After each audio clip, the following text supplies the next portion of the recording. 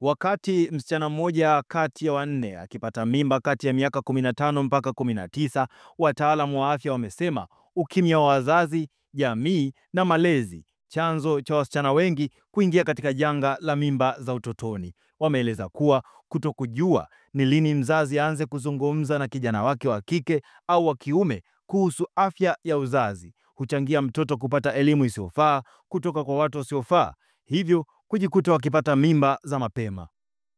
Hayo yameelezwa leo Alhamisi Septemba 25 mwaka 2025 na msimamizi wa maendeleo ya biashara kutoka shirika la Mary Stopes, Dr. Mashingo Relise, baada ya kutoa elimu kwa vijana hao kutoka shule mbalimbali za sekondari jijini Dodoma. Hii ni data, ni TDHS, tunasema ni Tanzania Demographic Health Survey iliyofanyika miaka 14 mpaka 15 mpaka 19.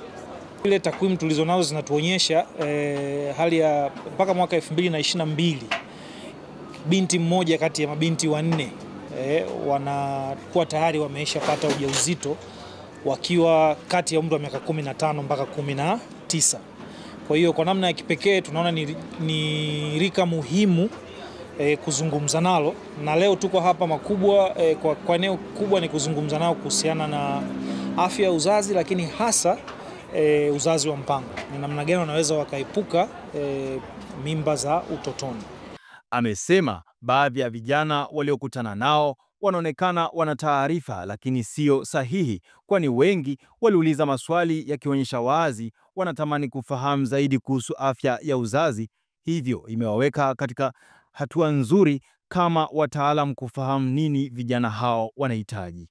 Kwa sisi kama Mary Stopes tuko hapa sasa, tumejikita sisi kutoa elimu ya uzazi wa mpango na afya ya uzazi kwa ujumla. Kitu ambacho tunakifanya kwa vijana wa leo, tunawapa elimu lakini tunaruhusu watuulize maswali, kwa sababu tunaamini wana taarifa ambazo wanazo, lakini kuna zingine sio sahihi na kuna zingine bado hawana. Kwa hiyo kwa wao kutuuliza maswali inatuweka sisi kwenye nafasi nzuri zaidi ya kujua ni maeneo yapi ya cover. Kwa kitu ambacho kinatufurahisha ni kwamba vijana wako wazi, wako tayari kuuliza maswali na tunajitahidi kuyajibu kadri ya uelewa wa level yao. Amesema makundi waliokutana nayo tangu jana mpaka leo, wengi wanashauku kuuliza kuhusu njia za uzazi wa mpango. Kiukweli kwa makundi ambayo tumeshazungumza nayo tangu jana mpaka leo, wengi wanashauku. Mwanzoni wanakuwa kidogo wazito kuzungumza. Wachache sana ambao wako tayari kuuliza maswali. Lakini wale ambao wako tayari kuuliza, wengi inaonekana wana taarifa ya hizi njia za uzazi wa mpango lakini hawajawahi kuziona zinafananaje. Kwa mfano jana tulipata vijana walikuwa wanataka kuona hizi kondom zikoje, kwa sababu wanasema tunafundishwa lakini hatujawahi kuziona. Leo kuna maswali walikuwa wanauliza, unaposema kitanzi na kijiti ni vinafananaje? Kwa bahati nzuri tuna picha hapa, tunawaonyesha, tunawaelekeza. Hiyo inawapa zaidi uelewa. Maswali mengine of course yanayoulizwa ni kuhusiana na namna gani kijana anaweza akaishi na kuepuka vishawishi vya kujiingiza kwenye mahusiano kabla ya umri sahihi. Kwa hiyo wako maswali mengine wanajijibu wenyewe. Kuna ambao wanashauriana hapa bwana, fuata mienendo na miongozo ya kidini, epuka kuangalia nyimbo au picha ambazo zinaweza kukuweka kwenye vishawishi. Kwa unaona kabisa kuna namna fulani hawa vijana sio kwamba hawajui kabisa, inawezekana taarifa kijana mmoja anayo mwingine hana. Kwa hiyo ukiwaweka pamoja inawasaidia kubadilishana mawazo. Kwa hiyo kuna maswali mengine hapo wanajijibu wenyewe. Sisi kwetu inakuwa tumefanikisha lengo letu la kufacilitate ile taarifa kutoka sehemu moja kwenda kwa mtu mwingine. Amesema vijana wengi wana elimu kuhusu kuangalia picha au nyimbo ambazo zinaweza kuwaweka kwenye vishawishi. Jana tulikuwa na vijana 500, leo vijana 500. Kwa tayari tumeshafikia vijana 1000 kwa hizi siku mbili. Tunatarajia na kesho tutapata tena vijana wengine 500 ambao sisi kwetu itakuwa ni hatua kubwa. Kama vijana 1500 wataondoka na hii taarifa, na tunaamini vijana wengi wanawasikiliza vijana wenzao. Kwa namna vijana 1500 kuwa na hii taarifa, sisi kwetu tuna uhakika vijana wengi zaidi mashuleni na hata mitaani ambako vijana hao wanatokea, taarifa hii itawafikia kwa usahihi zaidi. Pamoja na hayo, amesema hatari kubwa kwa kundi hilo ipo kwenye mitandao ya kijamii, kwani maudhui mengi yamekuwa yakipotosha taarifa nyingi kuhusu afya ya uzazi na kuwataka vijana wawe makini na taarifa hizo. Ametahadharisha kuwa ni muhimu kutafuta taarifa sahihi na ikiwezekana kupiga hata namba za simu kupata usaidizi wa taarifa, na nyakati zingine watembelee kurasa sahihi zikiwemo za Wizara ya Afya au Mary Stopes. Na sisi tuliwasisitiza sana. Kiukweli mtandaoni sasa hivi kwa sababu watu wanatafuta maisha, kwa mtu anatafuta kitu ambacho atakiongelea kimletee watu. Kwa hiyo tunapenda kutumia jina la makanjanja pia na wenyewe wapo. Kwa kijana anajuaje taarifa sahihi naitoa kwa nani? Kwanza kabisa tunawasisitiza waende kwenye zile kurasa za mashirika yanayotambulika. Nenda Wizara ya Afya, kuna WHO, kuna mashirika kama Mary Stopes, kuna watu kama Umati. Sawa. Haya ni mashirika ambayo yanajulikana yanatoa huduma za afya ya uzazi kwa miaka mingi. Kwa ni watu wanaoaminika. Lakini vile vile hata kama unaamua kufuata ukurasa wa mtu, basi hakikisha mtu huyu angalau rudi uangalie ni mtu wa namna gani. Je, ni mtaalamu wa afya, ni mtaalamu wa hilo eneo ambalo analizungumzia, kabla hujabeba ile taarifa na kuitumia ikakuletea madhara. Huko sasa hivi vijana wengi wanaingia kwenye matatizo kwa sababu kuna taarifa wanazikuta kwa bahati mbaya kwenye mitandao. Yule mtu mwenye watu wengi ndio taarifa yake inakuwa ya kwanza kusomwa. Kwa mtu mwenye watu wengi sio kwamba ana taarifa sahihi, saa zingine ni kwamba amefanya kitu cha ajabu, amepulu watu. Na kwa tunawasisitiza sana wajaribu kutafuta taarifa hizi kutoka kwa vyanzo sahihi. Amesema wazazi wana jukumu kubwa, kwani si kazi rahisi sana kuzungumza na kijana. Ukiangalia mila zetu na desturi, ni swala ambalo halizungumzwi kwa uwazi, na vijana wanataka kupata taarifa kwamba itazungumzwa na mtu sahihi. Sio kazi rahisi sana kwa sababu ukiangalia mila zetu na desturi, hili ni eneo ambalo kwa kawaida halizungumzwi wazi. Lakini ukiachana na hilo, wao wanataka wapate taarifa kutoka kwa mtu ambaye kwanza atazungumza lugha ambayo wao wanaielewa, sio ya kwako. Pili, utawapa taarifa ile ambayo wanaitaka. Hata kama una taarifa yako umewaletea, lakini kwanza maswali yao yajibu, alafu ukishatengeneza ile trust au imani, then unaweza sasa ukaenda ukawapa hiyo taarifa wanayoitaka. Lakini wanakwazika sana tunapojaribu kuficha au kukwepesha ukweli. Matokeo yake wakishapoteza imani, na huku sasa ambako wao wamekuja wakidhania watapata taarifa sahihi, wanaenda kuzitafuta maeneo mengine ambako tunawaweka kwenye hatari zaidi. Kwa kiukweli sio kitu chepesi. Kwanza ukiangalia hata kama ni mazungumzo, mara nyingi tumezoesha kutengwa wa kiume na wa kike maeneo tofauti. Lakini hapa tuko pamoja tukiamini maswali wanayouliza hawa watu tofauti, hawa nayo wayasikie na majibu yake, ili kuweza kujua ni jinsi gani kama watakutana na hizi changamoto waweze kuzitatua pamoja. Kwa hiyo kwa upande mmoja kuna changamoto, lakini vile vile changamoto zinakuja na fursa. Ukiweza kukaa nao vizuri wakakupa ile imani yao, then nafikiri kuzungumza nao ni kazi rahisi. Kwa hiyo wazazi wengi wao tunawaomba, tunapozungumza na vijana tusizungumze kwa namna ya kutoa maelekezo. Tuzungumze kwa namna ya kuuliza na kutoa majibu. Usije ukadhani unampa taarifa ambayo hana. Wengi wao hivi vitu wanavifahamu, taarifa wanazo. Kwa ni vizuri ukajua yuko level ipi, alafu muache akueleze yeye anataka kufahamu nini. Then unaweza ukaintroduce sasa na mada yako. Na epuka sana kuenda kwa mwendo wa kusema vijana wa siku hizi. Hii sentence huwa inawatoa kwenye, yaani inamtoa kabisa kwenye, kwa sababu mshamhukumu.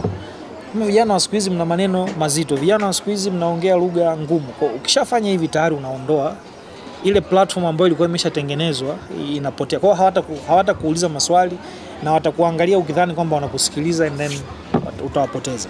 Hata hivyo wanategua kitendawili cha lini mzazi anatakiwa kusema na mtoto wake. Mara nyingi watu tunasema kwa mzazi, pale mwanao anapoanza kukuuliza maswali yanayohusiana na afya ya uzazi, huo ndio muda sahihi wa kuzungumza naye. Hakuna mwaka, sababu tukisema anza kuzungumza naye miaka 13, inawezekana ukawa umeshachelewa. Kwa pindi mwanao anapoanza kukuuliza maswali yanayohusiana na mfumo wa uzazi, ule ndio wakati sahihi. Kitu ambacho unatakiwa kukifanya ni kutafuta lugha ambayo ataielewa kwa urahisi. Kwa sababu ukitumia lugha ngumu unaweza ukapoteza maana, na ukisema umdanganye, changamoto ambayo ni wazazi wengi tunaipitia, tunadhani kwamba kwa kuficha ukweli tunamuokoa. Ukimdanganya, siku atakapoipata taarifa sahihi, wewe atakuwa kwenye kundi mojawapo kati ya hili. Aidha mzazi wake hajui kama yeye, au mzazi wake anajua lakini muongo. Sasa akishakuona ni muongo, hakuna kitu kingine atakuja kukuuliza tena. Na akikuona hujui, maana yake ana wasiwasi na taarifa zako utakazompa. Na mind you, vijana wanapata taarifa maeneo tofauti. Kuna walimu shuleni, kuna wanafunzi wenzao, na kuna wanajamii wengine. Kwa sasa uwe na bahati taarifa sahihi aipate kutoka kwa mtu sahihi. Akipata kwa mtu ambaye sio, maana yake anaweza kumpeleka maeneo ambayo si sawa. Kwa mfano, binti anakuja anakuuliza, mama, ninapata maumivu makali ya hedhi, nifanyeje, au kwa nini napata hali hii? Sasa mzazi, kama taarifa hii huna uhakika nayo, ni bora umwambie naomba nikupeleke kwa mtaalamu akakushauri nini cha kufanya. Lakini ukimdanganya, akakutana na fisi huku barabarani, likamdanganya kwamba ukizaa haya maumivu huwa yanaisha. Sasa kuzaa, ili uzae lazima ulale na mtu, si ndio? Kwa maana yake ameisha muintroduce kwenye kitu ambacho kwanza si sahihi, lakini amempa taarifa ambayo inamweka ubinti kwenye hatari ya kupata mimba za utotoni. Kwa unachotakiwa kufanya kama mzazi, kama unajua sababu mueleze, kama uifahamu mwambie wazi, basi kwa kweli sababu sifahamu, naomba kesho nikupeleke kwa daktari au muuguzi ili tuweze kupata taarifa sahihi. In that way atakuwa ameona kwamba umemsikiliza tatizo lake na umemtafutia suluhu ya yeye kutoka pale alipo. Amesisitiza kuwa muhimu taarifa sahihi ipate kwa mtu sahihi kabla hajakutana na mtu asiye sahihi akamfundisha tofauti. Na tunapoelekea kuadhimisha siku hii ya uzazi wa mpango duniani, ningeiomba jamii kwa ujumla wake, kila mmoja ajaribu kutafuta taarifa zinazohusiana na masuala ya uzazi wa mpango, afya ya uzazi kwa ujumla. Tembelea kurasa zetu za Mary Stopes Tanzania. Tuna namba ya simu ambayo kama mtu anaweza akawa na swali au anahitaji ushauri, anaweza akaipiga 0800753333, au anaweza akachat na sisi kupitia WhatsApp 0755896996, au akatembelea kurasa zetu za mitandao ya kijamii Mary Stopes TZ. Tuko kote: Instagram, Facebook, Twitter, YouTube na LinkedIn. Karibuni sana. Miongoni mwa elimu ambayo wameipata vijana hao ni pamoja na elimu ya afya, uzazi wa mpango, kuzuia na kutibu kutoka kwa wadau kadhaa wakiwemo Wizara ya Afya.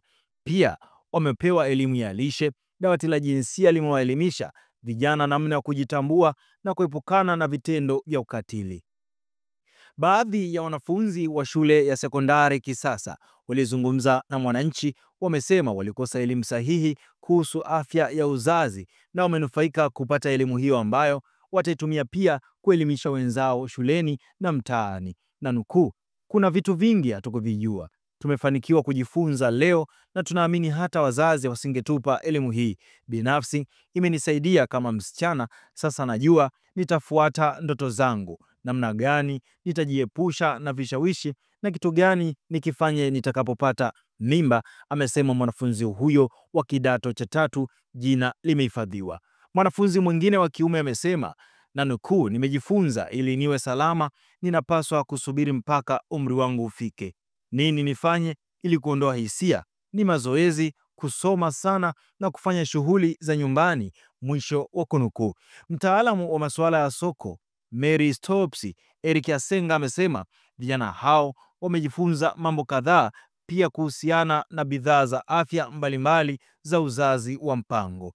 Kwa majina naitwa Eric Asenga, ni meneja biashara kutoka Mary Stopes ambaye ninasimamia idara inayohusika na usambazaji wa bidhaa tunapoelekea katika maadhimisho ya siku ya uzazi wa mpango duniani. Miongoni mwa vitu kadhaa mlivyosikia, pia kuna bidhaa ambazo pia zinahusika na uzazi wa mpango, na sisi kama Maria Stopes pia tuna bidhaa ya condom ambayo ni bidhaa inayoweza kusaidia katika uzazi wa mpango. Tunasema ni bidhaa, lakini pia ni uzazi wa mpango wa muda mfupi. Lakini vile vile tukumbuke ya kwamba watu pamoja na kwamba wanawaza katika uzazi wa mpango, pia wanaangalia nipate faida zote kadhaa, nipange uzazi lakini pia nijikinge dhidi ya magonjwa ya zinaa. Kwa mtu anajua condom inaweza ikatumika kama njia ya uzazi wa mpango ambayo itampa faida mara mbili. Moja, inamsaidia kupanga uzazi; mbili, inamsaidia kuweza kujikinga dhidi ya maambukizi ya magonjwa ya zinaa. Na ndio maana condom imekuwa ni moja kati ya njia ya uzazi wa mpango ambayo inapendwa. Kwa mujibu wa Asenga, wamekuwa wakisambaza kondom aina ya Lifeguard milioni 8 kwa mwaka nchini, ambapo inakadiriwa zaidi ya kondom milioni 30 hutumika kwa mwaka nchini.